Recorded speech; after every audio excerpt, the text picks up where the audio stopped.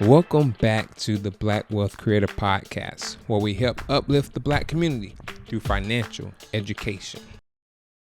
So on today's lesson, I just want to talk about assets. I know I've discussed it a couple of times in numerous episodes, and I've talked about assets, we talked about liquidity, those types of things. So I really just want to go back and do a whole lesson on assets, and so you can really know the importance of assets as well as what types of assets there are and exactly what is an asset. What is an asset?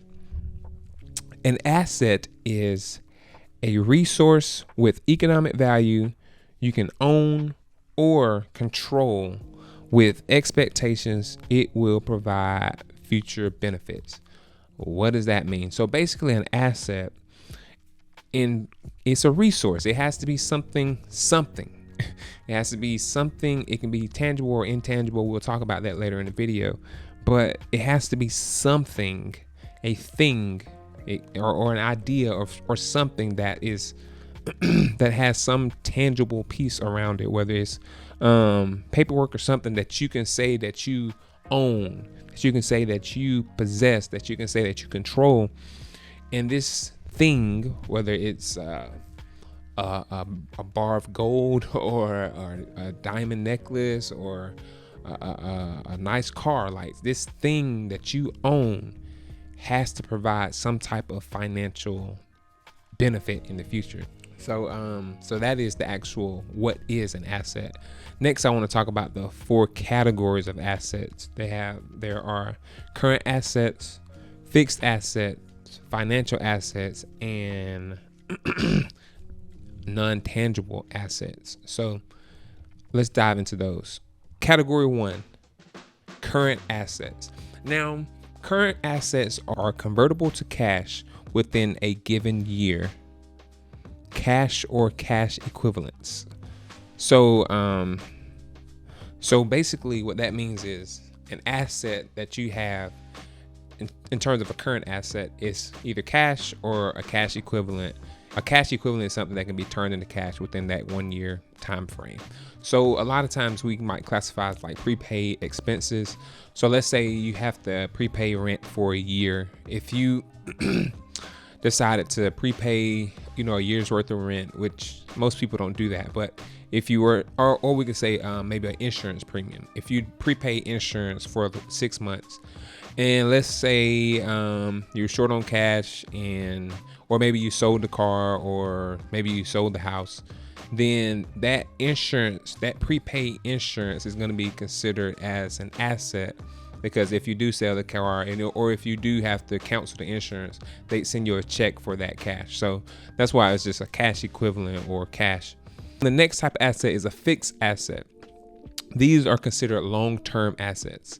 So a fixed asset, especially in personal finance, might be a building that you may own, whether it's like a rental property or something like a rental property type building, or a equipment that you might own, particularly if you're doing it for like maybe like equipment that you have for your business or something like that might be considered an asset. But even just like personal equipment that appreciates with value. So some equipment, of course, you look at your car, it automatically goes down in value, but it's still considered an asset because it still has some value, even though it may be diminishing.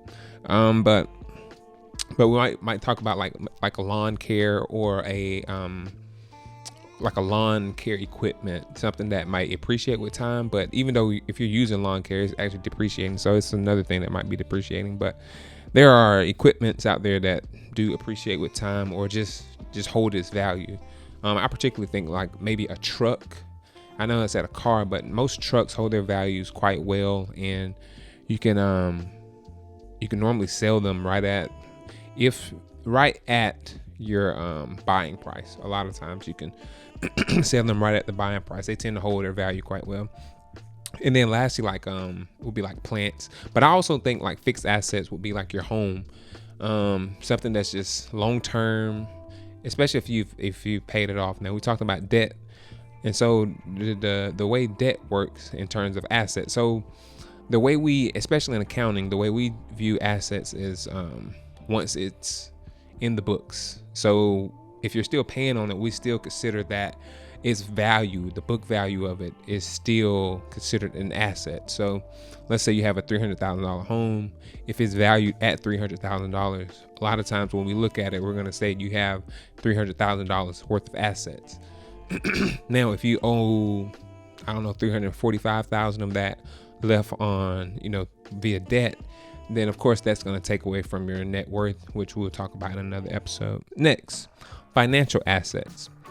So these are the assets that are oftentimes, so people can understand current asset. That's normally money and money equivalents. That's kind of easy to explain. People know about those. People definitely know a lot about money. And then you talk about fixed assets. People know about homes, and they can wrap their head around long-term assets, whether it's some type of equipment or some type of building or some type of land purchase. People can really wrap their head around that. But the next two, and we're talking about financial assets right here, is where people are like, what is that? What does that mean? What is that? So a financial asset, and the definition is an investment in the assets or securities of other institutions. So financial assets are pretty much investments, and these investments can be in the form of stocks or bonds, securities, and stuff like that. So a stock is just mean like you own a portion of that company. Yes, we will do a lesson later on explaining stocks more, but that just means you own a portion of that company. The reason a stock is considered an asset is because you're investing money into a company, and that they grow, then your percentage of stock or the actual value of the stock that you have in the company should grow also as that company grows. So yeah, that's the definition of a stock. Category number 4, intangible assets. Intangible assets are economic resources that have no physical presence. So that's why it's called intangible. You can't touch it. You can't feel it. It's not a home that you can go touch, or it's not a car, or it's not a valuable painting that you can get, which are considered assets. Like those would be like long-term assets, paintings, but you can go touch and feel.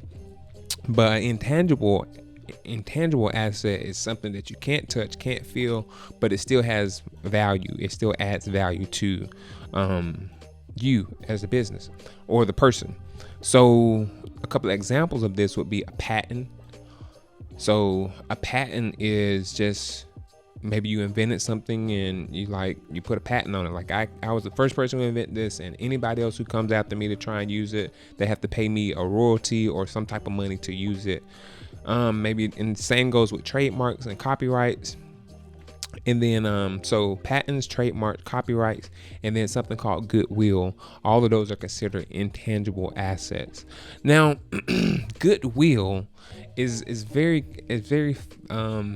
it's like the ultimate intangible asset, because goodwill is just a brand's name, a solid customer base. In terms of, like, let's say Coca-Cola.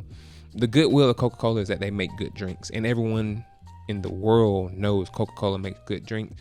So if we put any type of so the fact that Coca-Cola makes good drink and their fan base is so long, their fan base is considered an asset, that no matter what Coca-Cola puts out, their fan base, just to have the fans of Coca-Cola. And that's why a lot of times your favorite athletes, they have a lot of goodwill. So a lot of them have just the following of people, and so that following is considered an asset. So those are the 4 categories of asset. Let's begin to talk about the importance of assets, and we'll conclude the video on this. What is the importance of an asset? So an asset really shows the value that you have financially. One of my favorite speakers is Jim Rohn, and he says, we're talking about value financially, or value in the market. Now, you may be a good person, a good dad, good husband, good father, whatever, but we're talking about value to the marketplace, or value financially. So the amount of assets that you accumulate shows the value that you possess. So sometimes you might think about a person like super rich, or maybe you might hear this person is worth $2.3 billion. And so one of their biggest assets, like let's take a Jeff Bezos, his biggest asset is that he's the owner of Amazon. So Amazon is generating this large amount of profit, or just Amazon itself is valued at such a large amount that, let's say Amazon itself is valued at $2 to $3 trillion.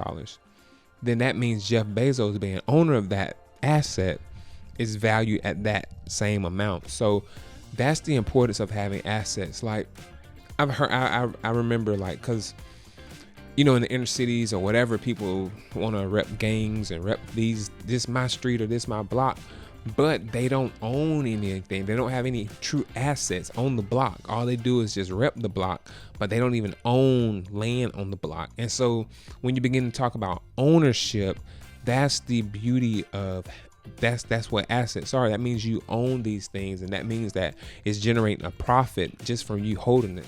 Because one of the biggest assets that a person can purchase in their lifetime, and this asset is so easily passed down to their kids, is a home. And so I definitely want to dive into this in another episode, but the value of your home is one of the biggest wealth transference that we have, like, to date.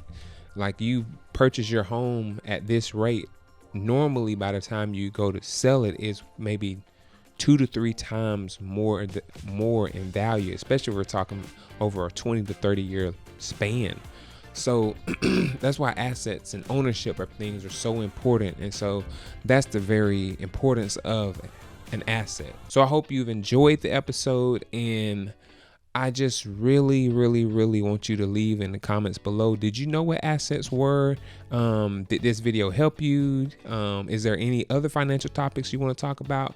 Just leave a comment down below. Remember to like, comment, and subscribe. And please share this video. Share this video with someone you might think is useful for, and I'll be grateful, and I'm sure they'll be grateful. This has been another episode of the Black Wealth Creator Podcast, where we help uplift the Black community through financial education. Remember, getting money is easy, but building wealth takes time and effort.